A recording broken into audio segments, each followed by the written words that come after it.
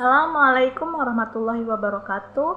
Hello everyone, I'm Lulu Alpina Dewi from class 40 and I'm a student at Syarif Hidayatullah State Islamic University Jakarta.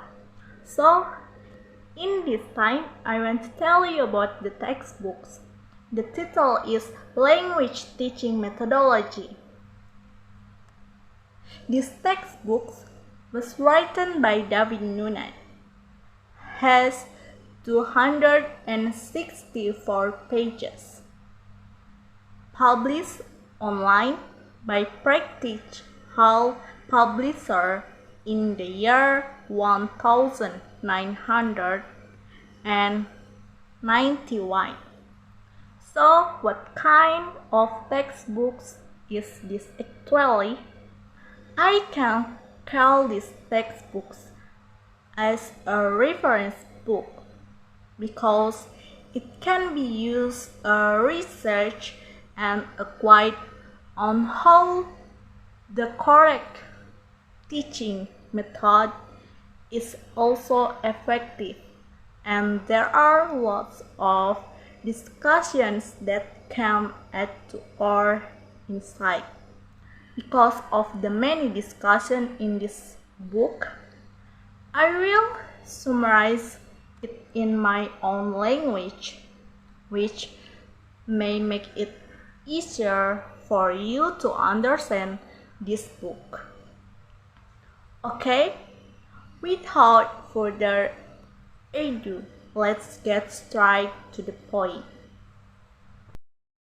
Okay, chapter 1 is an empirical approach to language teaching methodology.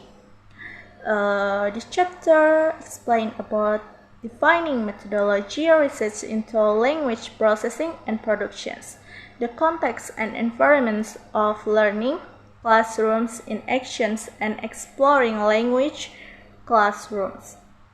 Chapter 2 is communicative approach to listening comprehensions. This chapter explains about bottom-up and top-down views of listening, identify different types of listening, textual connectivity, listening purpose, what makes listening difficult, listening text and tasks, investigating listening and comprehensions.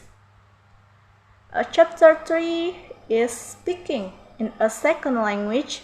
In this chapter, explain about identify different types of speaking, predictability and unpredictability, the concept of genre, the difficulty of speaking text, classrooms interactions, stimulating oral interactions in the classrooms, investigating speaking and oral interactions.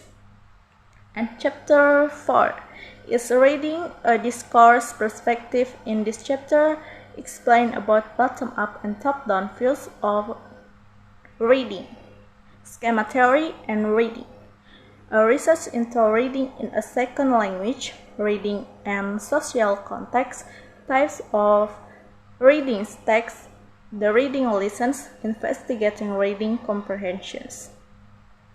Chapter 5 is developing writing skills.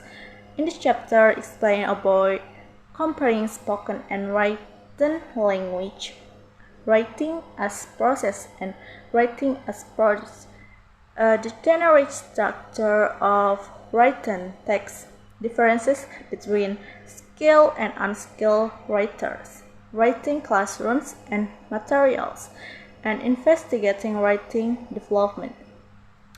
Chapter 6 is mastering the sounds of the language.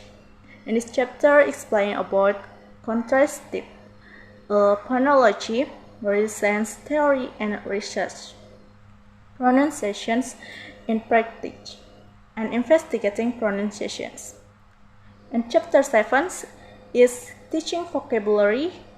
In this chapter, explain about the status of vocabulary and the curriculum, word list and frequency counts, vocabulary and context, vocabulary development and second language acquisitions, semantic networks and features, memory and vocabulary development, investigating the teaching and learning of vocabulary. And chapter 8 is focused on form, the role of grammar.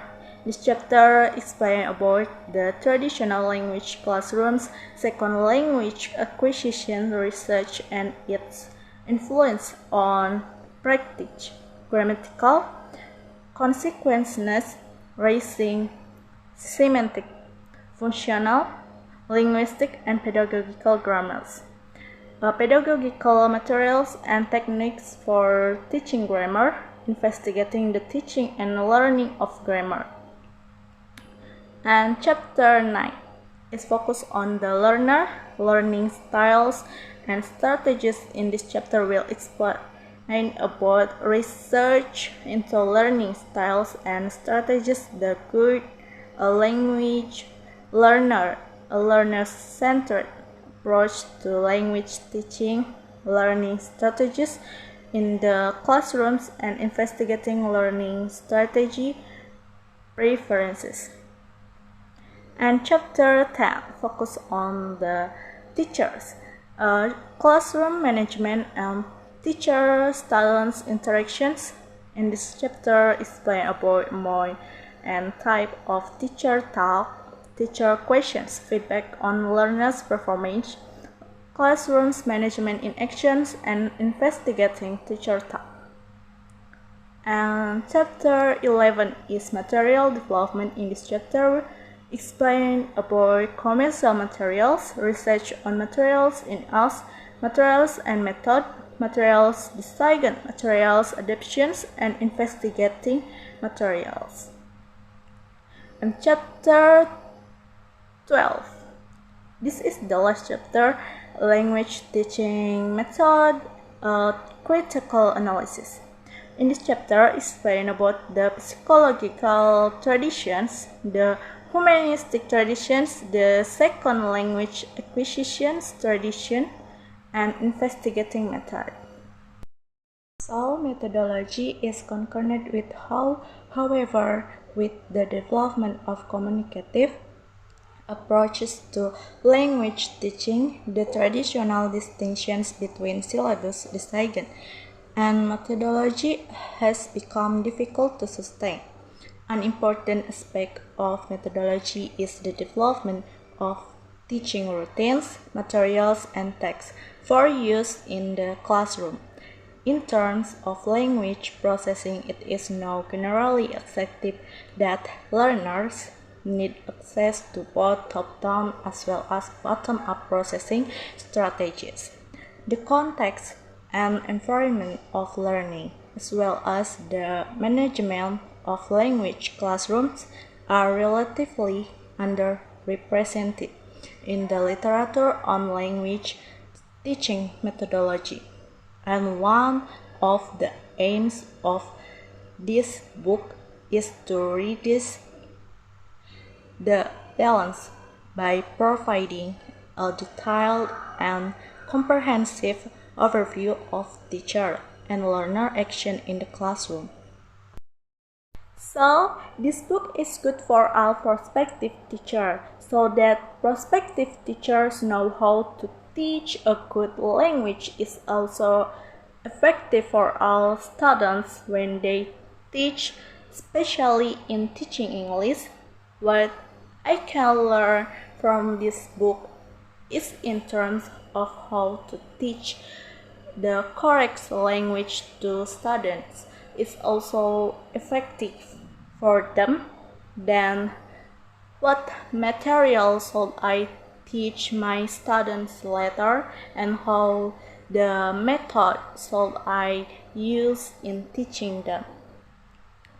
And this book provides several methods in how to teach reading, listening, speaking, writing, and grammar to students.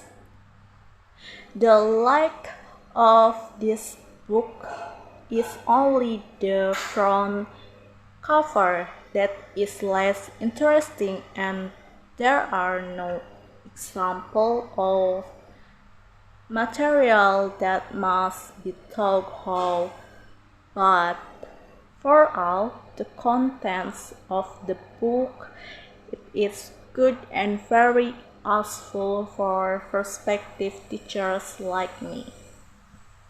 Wassalamualaikum warahmatullahi wabarakatuh.